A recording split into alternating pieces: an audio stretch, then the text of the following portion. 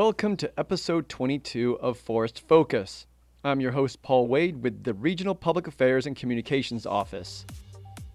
In this episode, we focus on Asian American and Pacific Islander Heritage Month by speaking with 3 employees about their childhood, how they got involved in the Forest Service, and more. So join us in welcoming our guests, Hilda Kwan, a hydrologist on the Upper Lake Cavello Ranger District of the Mendocino National Forest here in the Pacific Southwest region. Jason Coe, a shared stewardship coordinator with the Pacific Southwest Regional Office in Vallejo. And Arvin Butta, the acting National Forest Stewardship Program Manager and Incorporative Forestry at the Forest Service's headquarters in Washington, D.C. Thank you all for calling into the studio. Let's start with Hilda. Can you tell us about growing up as an Asian American Pacific Islander, or what we can now refer to as AAPI? So I grew up in a fairly traditional Chinese family in San Francisco. I would consider both my parents are immigrants from Hong Kong. My grandmother lived with us while I was young. And because going to school Monday through Friday wasn't enough, my parents enrolled me in Chinese school on Saturdays. So I got to learn the language. And we spoke it at home as well. We always had gatherings with my extended family because we celebrated all the American holidays as well as all the Chinese ones as well. And most of the family on my mom's side still live in Hong Kong. So growing up, we would go visit them almost like every other year. So I feel like I have a pretty strong connection with my Chinese heritage still. Jason, how about you? So I have a different experience than Hilda. I grew up with my parents and my sister in Sacramento, which is a pretty diverse, city. And most of my exposure to kind of my Chinese heritage was actually through the church I belonged to and family, which I did not see as often. My parents moved to Sacramento from Seattle, so most of my extended family is in Seattle. So we didn't see them more than a couple times a year in the summers. On my mom's side, I'm 5th generation. On my dad's side, I'm 3rd or 4th generation. And so neither of my parents speak Chinese. Oh, my mom does a little bit. And we speak English, and my grandparents. And my dad's mom was, I think, the most Chinese influence of kind of that family. And, she still did a lot of Chinese cooking and had a lot of more kind of Chinese heritage items around the house. Yeah, so I think in my immediate household, I didn't feel like I was necessarily had a strong connection with my nuclear family, but through my extended family and some outside of school. Arvin, tell us what it was like for you growing up. For me, my Asian heritage, it's kind of a mixed bag. It's got one side that's Filipino. My mom is from the Philippines originally, and my dad, who is from the subcontinent of India, is actually from India, and they both immigrated here in the late '60s, early '70s. As medical professionals, and so they both met in New York, and I would say probably New York City as well. That's where I was born, and I probably had a really deeper connection growing up as a kid with a lot of different people of different backgrounds. I remember growing up as a kid, I had a Korean babysitter who was her husband was a working colleague with my dad, and my mom was always working as well, so she was a nurse, so she was taking care of me, and I grew up apparently picking up some Korean words and picking up a variety of different other words from other languages, and then that all changed. My dad decided to move to the southeastern United States, particularly in Montgomery, Alabama, and it was a very different experience from there. For me, I had to, assimilate into the culture of the Southeast, and my parents did not teach me their languages. As I grew older, I think because of the issues of me picking up a variety of different languages and making my own words growing up, I had to get some help with a speech pathologist when I was younger, when I grew up here in Montgomery, Alabama. And they kind of just abandoned that aspect of of learning their languages, which is a sticking point for me today when I talk to them about it. They regret not having, taught me their languages, which is still okay. And in terms of just learning more about India and the Philippines, a lot of the things about the Philippines, especially from my mom. She's from the northern Philippines, and then has that strong Catholic upbringing that's integrated into the culture of the Philippines. So I got a lot of that growing up, but because of that, you see those religious differences. My dad's Jain, and he really didn't get the opportunity to kind of share that with us just because of the religion issue. But I did learn a lot growing up as a kid about the different cultures and the different places that they were from. But really, it was more kind of just assimilated to growing up in the Southeast and kind of having to navigate these different spaces here in both American culture and then also, I guess, when the small, tiny Indian communities are here and the Filipino communities that were here, having to navigate those spaces. So it was always interesting, very much kind of felt like a stranger in my own little place here. So exactly, that's how it was for me growing up here in Alabama. Well, very interesting backgrounds and fascinating already. Arvin, you wanted to add something else? It was very confusing for me to navigate, childhood and a little bit of adulthood.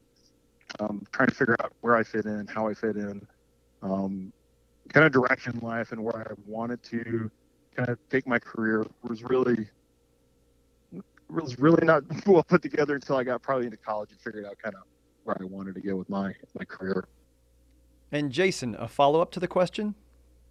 So I did have, Asian and Chinese influences in my household, but I always felt like they weren't as strong as a lot of my other Asian friends, because for many reasons, just because my parents and my grandparents were all born in the U.S. But I should clarify that I did have those influences. We did participate in Chinese New Year celebrations, and there were red envelopes passed around occasionally, but definitely not to the level that a lot of my friends who I hung out with kind of experienced. And so I didn't actually identify, I think, as Chinese American or Chinese even of Chinese heritage until I left the country. And then other people identified me as such. And I think that was partially due to my high school. And then also in college, I went to the UC system here in California, there's a lot of Asian Americans in that. And so I never really felt otherized too much until I went abroad. And then people were very, I definitely was like, okay, now I can see people see me as Chinese, and so that was kind of interesting experience for me. Hilda? And I grew up in a highly urban area, and then I went to college at Humboldt State, where it's not very diverse, and I feel like I've kind of stayed on that trajectory ever since. But it's really hard, and I can see from Jason's point of view, it's really hard to hold on to those roots if you're like from a distance stand of view, you're so far away from it. So I guess that's all I wanted to add. I see, Arvin, you have your hand up on the Zoom call. And please, Jason and Hilda, if you have anything more to add before we move on to the next question, just go ahead and come on after Arvin. I mean, for me, growing up, of being of like I guess mixed Asian heritage, it was hard for me to kind of feel like I belonged in Indian or Filipino, because I really don't fit the bill. A lot of people confuse me for being Hispanic or Turkish. I've had people from South America ask me stuff in Spanish, and so it's kind of always add to some perplexity for me. It's like, where do I fit in and how do I fit in? Because I don't, I'm not 100% Asian of a certain heritage. So it's kind of like a mixed heritage. And it's always been interesting to figure out how to navigate growing up and even being a kid too. My wife and I have been thinking a lot about, because my wife is from the Midwest and of Norwegian and German descent. And so our kids are mixed, Asian white, so to speak.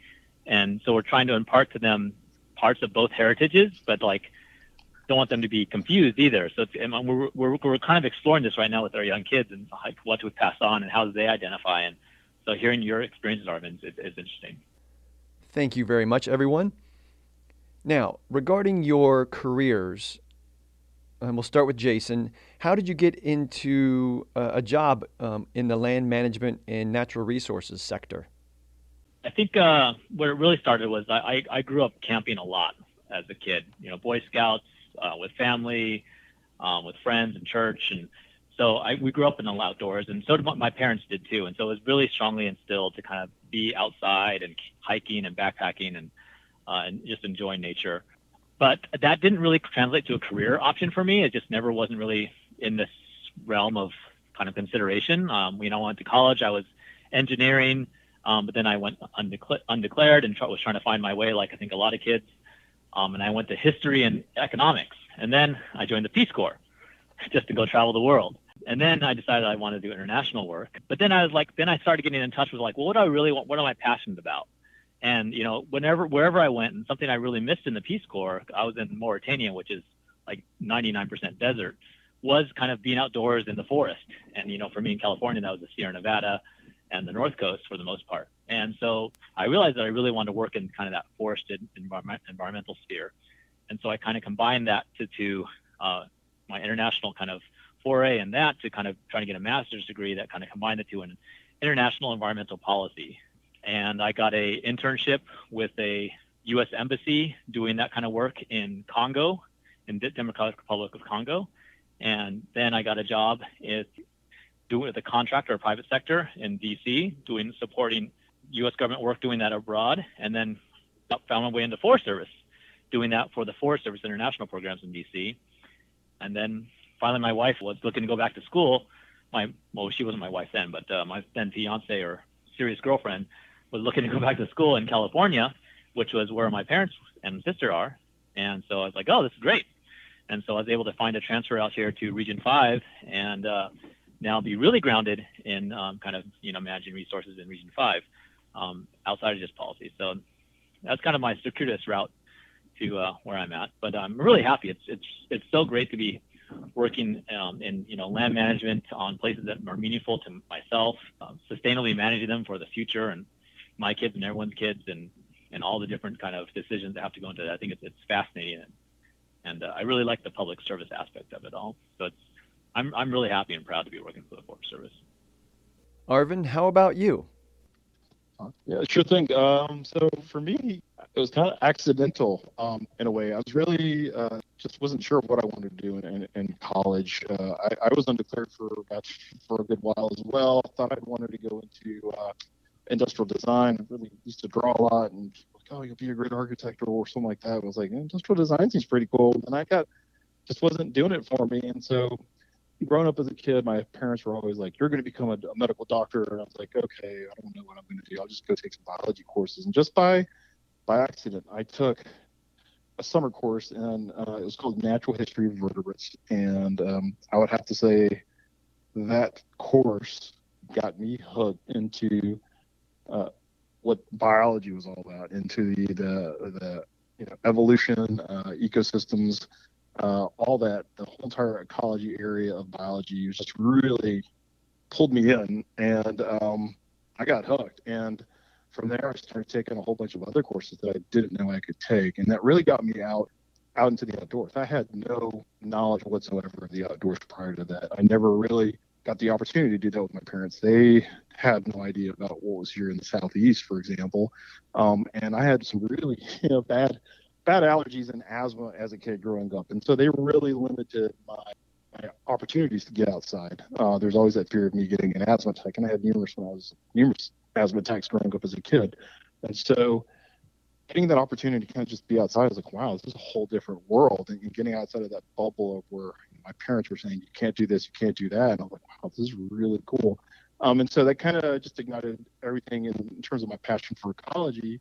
And it kept on going on and eventually kind of specialized in terrestrial vertebrate ecology, especially in herpetology and ornithology. And then did a lot of work as a biological technician. I've got to live in the Everglades National Park for 3 months. I've gotten to work on different federal lands, chasing gopher tortoises with a radio telemetry unit and capturing pictures of them mating. Did that for 2 years every day. It was a lot of fun. And so that quest and that interest and the knowledge of like wanting to understand more about the area that I grew up in kind of just said, hey, it got me going. It's like, I want to go to graduate school. I have all these questions and ways of how do you answer these questions. It really intrigued my mind, and was able to get into graduate school. But first, I had to go back to undergrad again because my grades weren't the greatest either growing up.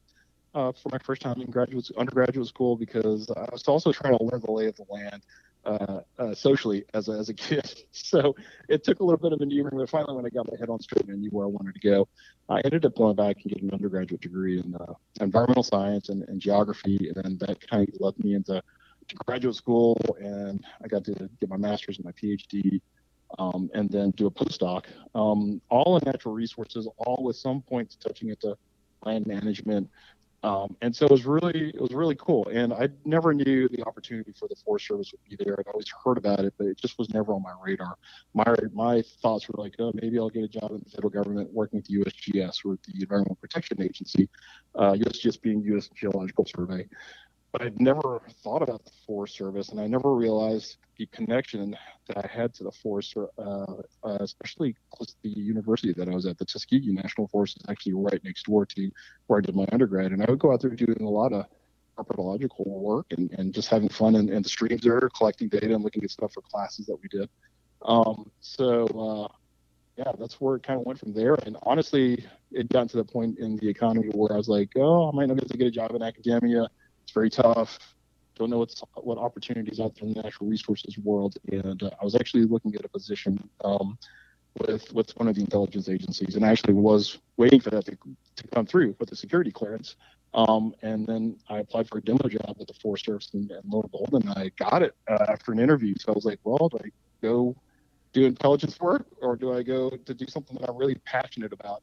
And I did have that passion for the intelligence side is related to GIS and remote sensing, but the opportunity to get to be connected to the land and doing some really cool work, and the mission of the Forest Service, once I learned about it, was really intriguing to me, and I'm glad to be in the agency. And it's been a great time getting to learn a variety of different jobs that different people do in this agency is really spectacular. And then also the connection to both federal lands and to also working with our private landowners in the current position that I'm in. So that's my story. Hilda, how about your career journey? So I think there's like two kind of events in my life that influenced me leading to where I am today. When I was in high school, I went to a pretty academically intense high school in San Francisco. And by the time I hit my junior year, I really wanted to explore my options outside of those like traditional careers, such as becoming a doctor or a lawyer or studying computer science. And somehow I found this organization called Student Conservation Association, SCA, and I signed up to be a trail worker for that summer. I was assigned to work on the Big South Fork National River and Recreation Area in northern Tennessee. And it was probably the first time in my young life that I felt really uncomfortable. I was far away from home.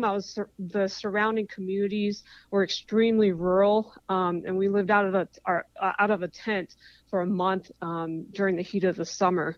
But once I got over that initial uncomfortable feeling, I honestly loved every part of that experience, especially living and working outdoors.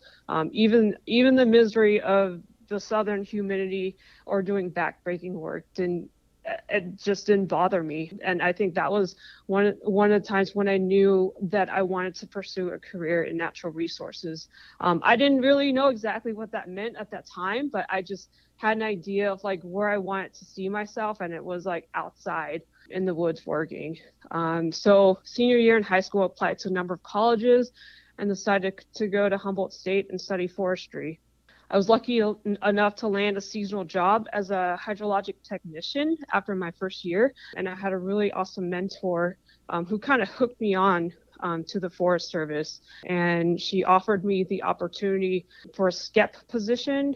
I believe that's Student Career Education Program, where you basically convert into a permanent position after graduating college. She also found this this little obscure program that the Forest Service was doing, where they put people through graduate school as well, and she got me through that, and so I was able to go to grad school through the Forest Service and do my my thesis work on the Sequoia National Forest. That was kind of how I kind of got hooked onto the Forest Service. The second piece of kind of how my influence, I think, came from my dad, although not really like consciously, but like in hindsight, I'm like, wow, this is kind of an amazing story. So he came to this country when he was a teenager, and naturally he wanted to do all those things that are related to American culture, and one of those included experiencing the outdoors, and somehow him and his friends ended up going to this place called Lake Pillsbury on the Mendocino National Forest.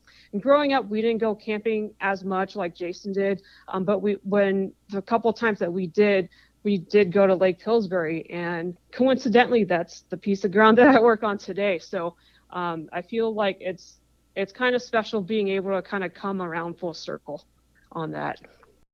How can managers of public lands, like the Forest Service, engage better with the AAPI community in bolstering their visitation numbers, and certainly encourage future generations to get outdoors more?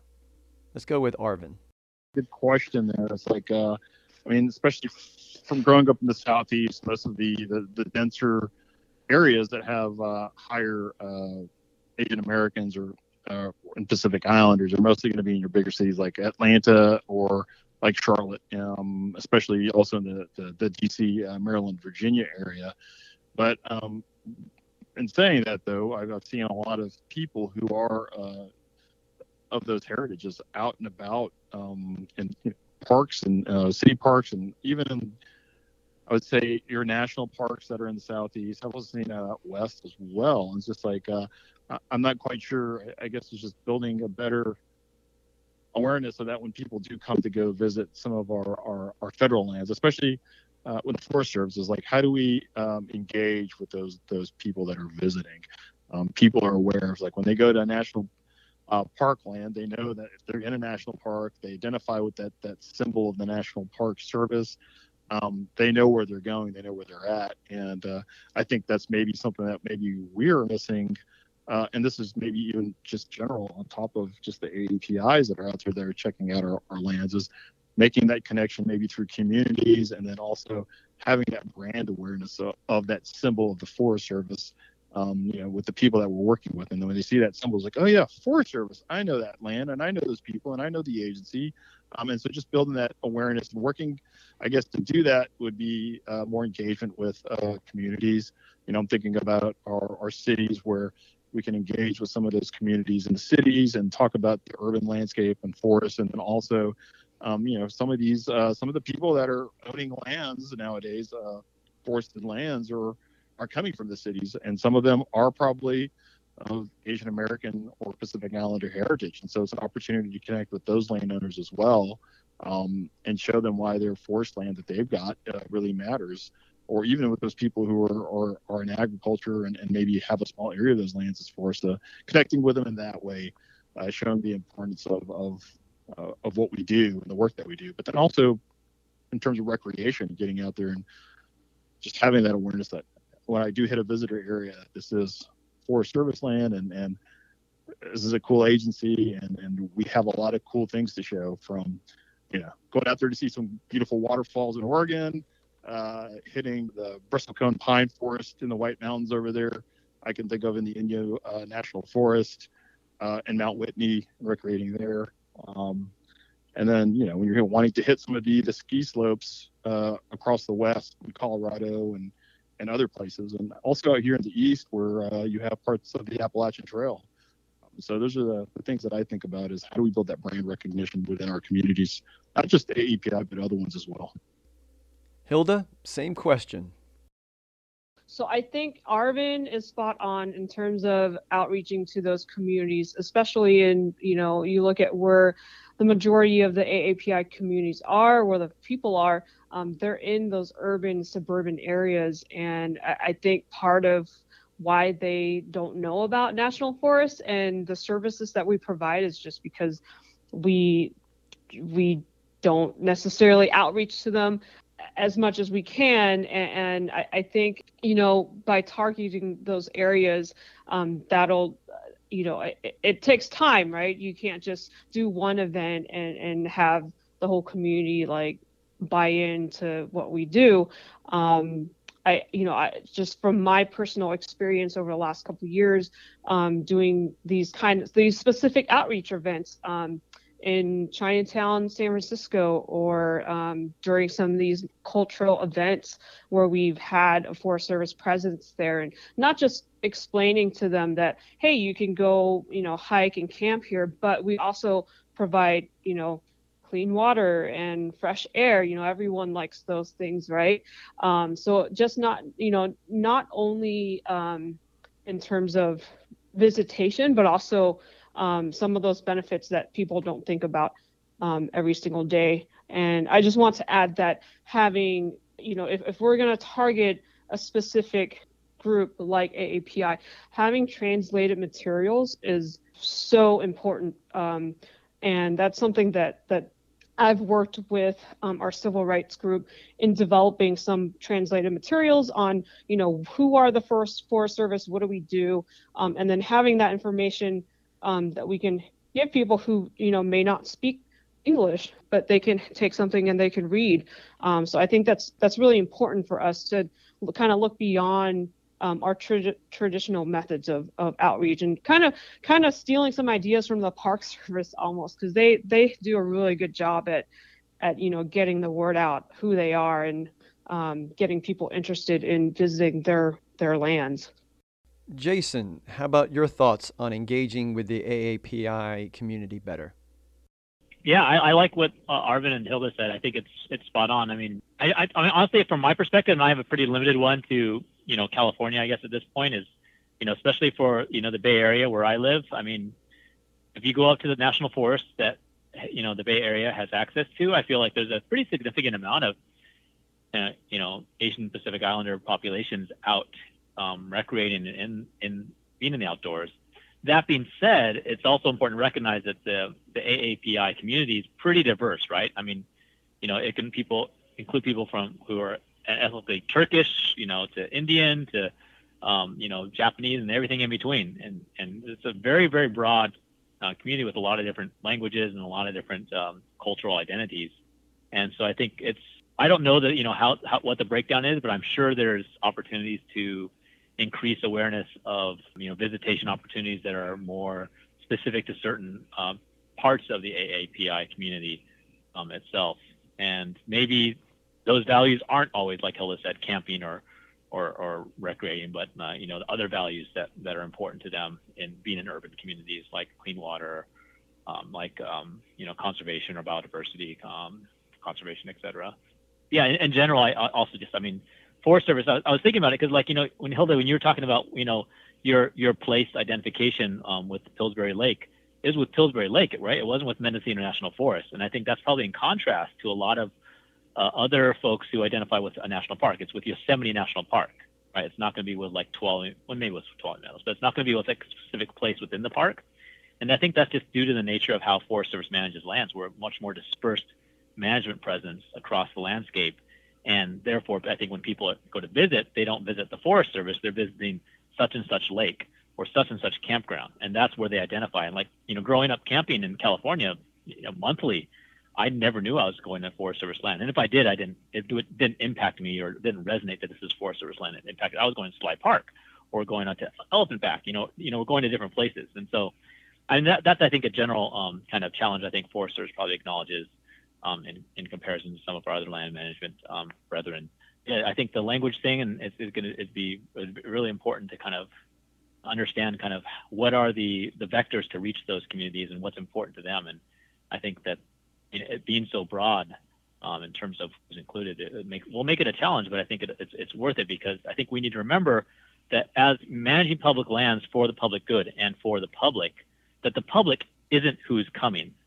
it isn't just who's coming to visit National Forest, and it isn't just who's calling our phones or coming to, objections meetings or whatever. The public is a much broader, group of people in the U.S. and in the world, and so we need to kind of, reach out to that broader group and include them in the management and the decisions, and make sure they're aware of kind of what national forests and forest headwaters do, and how they can be engaged and why it's important for them to be engaged as well. And I think we have a lot of work to do in that area.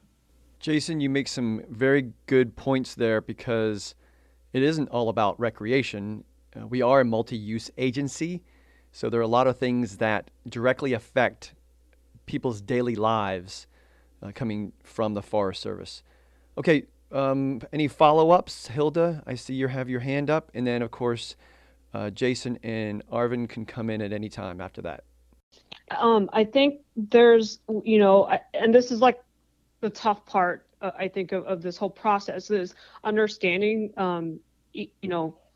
Jason's alluded to, Asian Pacific Islanders, that's a really large and diverse group, and everyone's going to have their own, nuance or their cultural way of seeing public spaces or outdoors. And I just want to share, that I've met people who they think it's a really nice idea, but because, their family might have come from, like they might have gone through the Vietnam War and had to hike through mountains. And so like, I think that, there's still a little piece of that where, some of that history in the background has caused people some sort of like trauma, if you will. And so like relating, going outdoors and recreating and having a great time, like that's really hard to translate when certain group of people have this other history related to, being outside.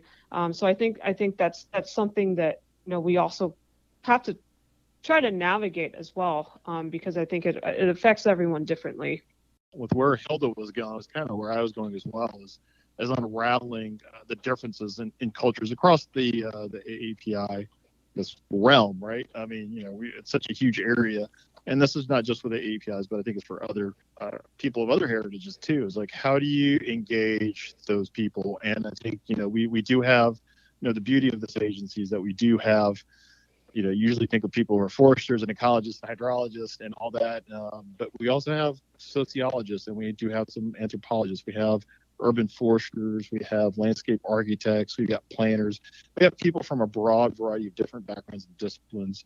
And of course, we could always add more to the mix, but figuring out how we can be better ambassadors to those groups and engaging them and getting them to understand, regardless of if it's trauma or if it's maybe a cultural thing or there are issues that are associated with their forest from maybe the areas that they came in, or perhaps even like professional opportunities that they might have not been aware of. For like my parents, they had no idea that I could do what I'm doing as a job, and it's just not something they knew about. It wasn't in their toolbox of things to understand or know. So I mean, how do we engage with those communities? And maybe that requires more sociologists, anthropologists, other people with those qualitative analytical skills to do things, developing the communications that we need. So more people in communications and HR, and figuring out how we navigate all this together as a bigger group, having a more inclusive work environment where those kind of connections can happen. You told us your wonderful journeys navigating your careers. Any thoughts or suggestions on marketing land management or natural resource jobs to the AAPI community? Let's go back to Hilda first. This is something that I've been thinking about for a while, how to navigate to get more AAPIs interested in natural resources jobs and working for the Forest Service. And I from between Arvin and Jason, I think, they kind of alluded to this idea that, well, it's the lack of knowledge, right? So my parents did not know about natural resources career. I kind of just stumbled onto it.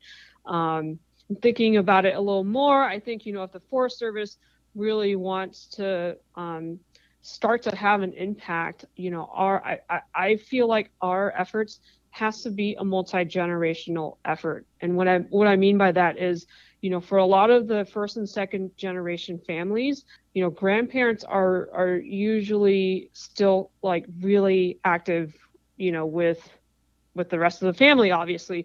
They spend a lot of time with their grandchildren. They're almost like the babysitters or the caregivers while both parents worked. And that was definitely the case for me.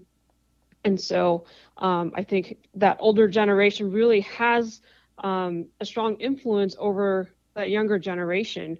And so I think in terms of, when we do these outreaches, it can't just be going to colleges and, trying to recruit people who may or may not be in the natural resources in one of those natural resources career already. I mean, I feel like we need to, start way early and, not just target the individual kid or the, the child, but the whole family itself. So that's kind of one of the things that I've been kind of pondering about lately. Question to you, Jason. Yeah, I think it's a difficult question. I mean, again, not just thinking from the AAPI perspective, but I mean, just in general with immigrant communities or generally less affluent, communities also, that, the primary goal in raising their children is to get good jobs that pay a lot of money so they don't have to suffer, be impoverished like the other parents were, or why, the immigrant families came here to seek a better life. And so I think a lot of times natural resource careers, or they don't even think of natural resource careers, they think, working at a national park or at a camping site, that's seen as kind of a luxury, like passion pursuit, not a very successful pursuit. And so I think a lot of the kind of the traditional careers that are emphasized by even my parents, engineering or medical field, those are seen as very safe and very successful careers. And not to say that, certainly natural resource careers, aren't going to make as much as a neurosurgeon, right? But there's still a lot of, there's still stable careers, especially for the U.S. government. So like, these are very good jobs.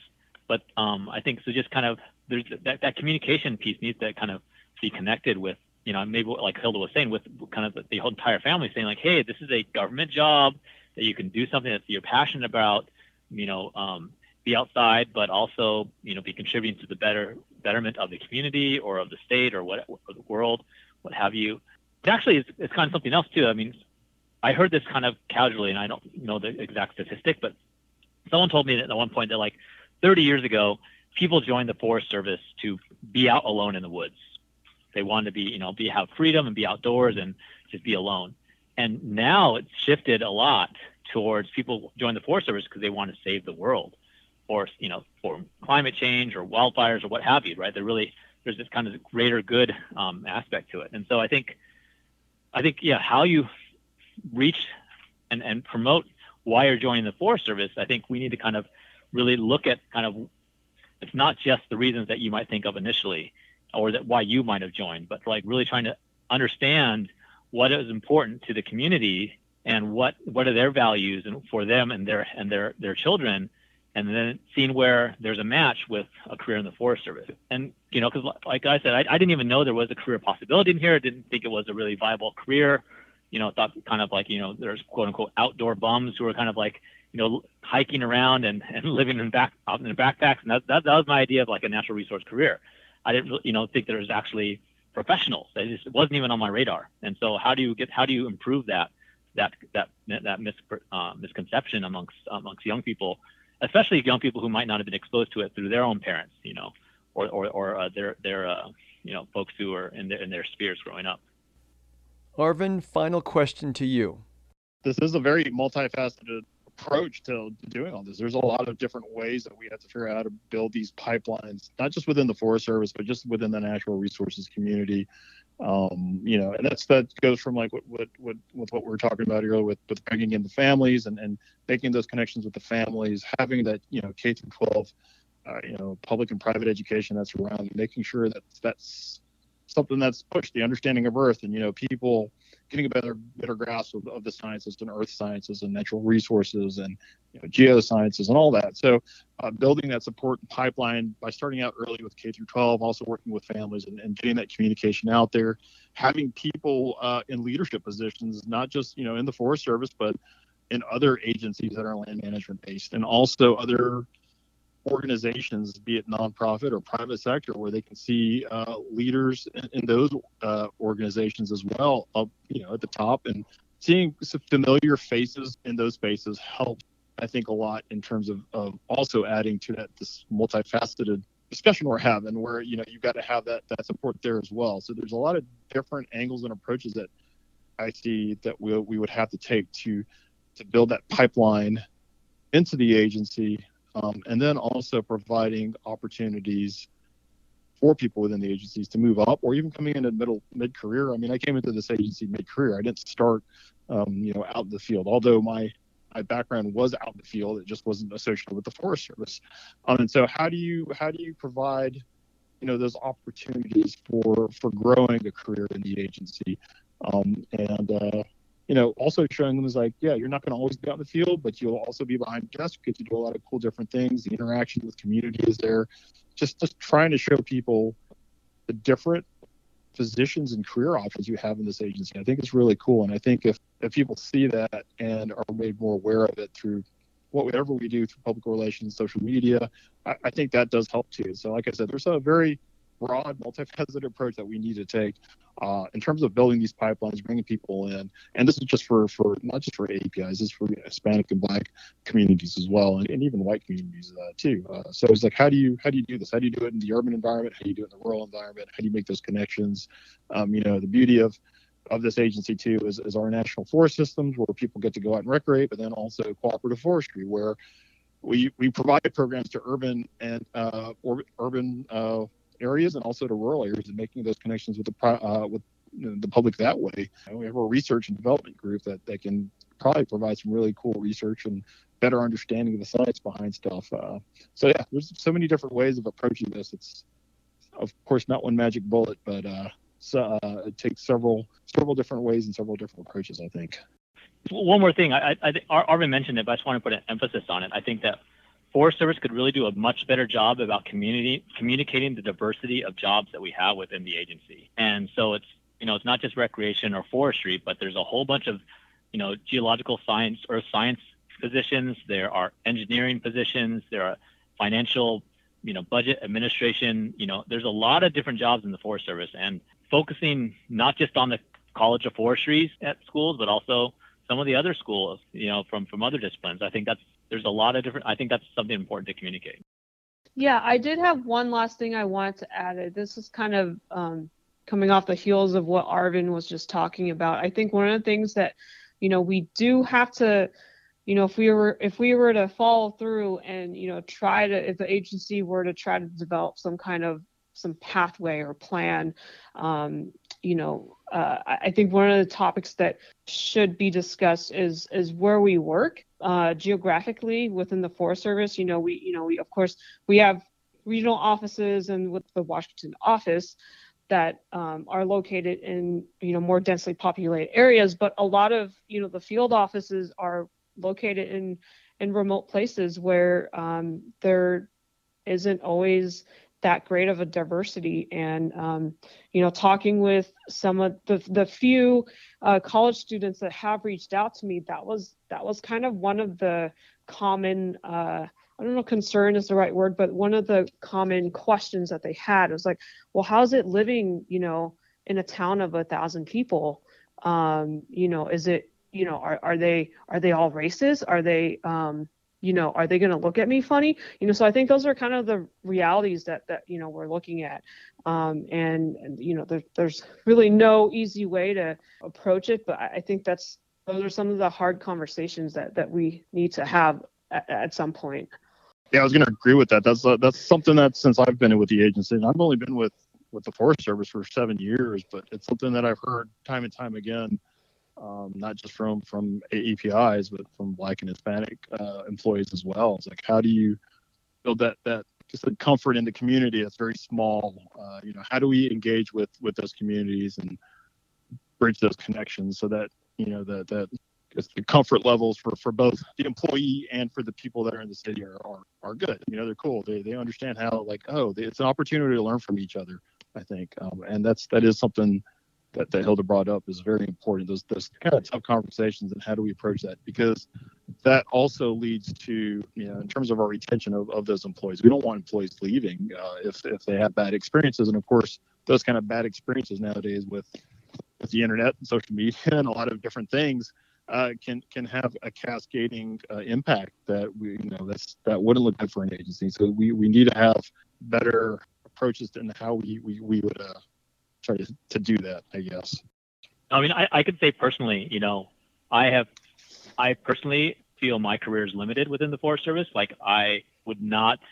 You have to think about things a little more, I think, than as an Asian American about different posts and about where you would go, and not only how you would be accepted, but also how your kids would be accepted.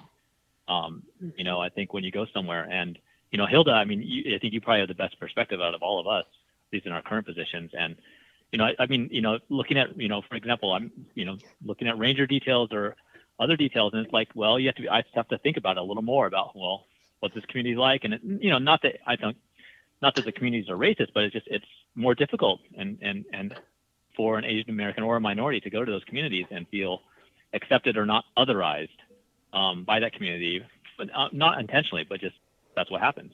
And so, yeah, it's a hard conversation. I think that, being a rural, by large, rural-based organization, how can we not just promote this within our organization, but within the communities that we work in? And how can we be pioneers and supportive to those who are willing to take that risk and that step? Well, thank you, Hilda, Jason, and Arvin. No, thank you, Paul. Appreciate your time.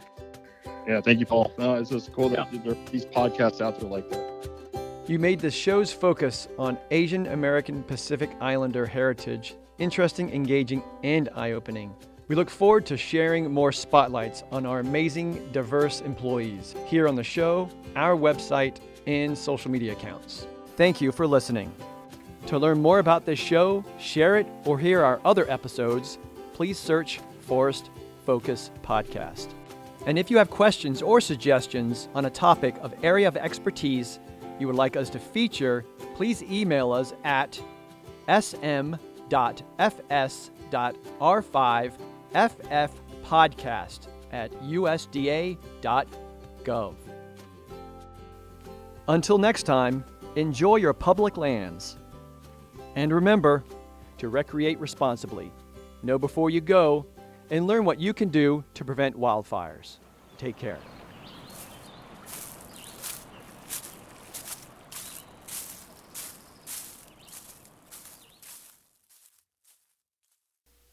This podcast is sponsored by the U.S. Department of Agriculture, Forest Service, and USDA is an equal opportunity provider, employer, and lender.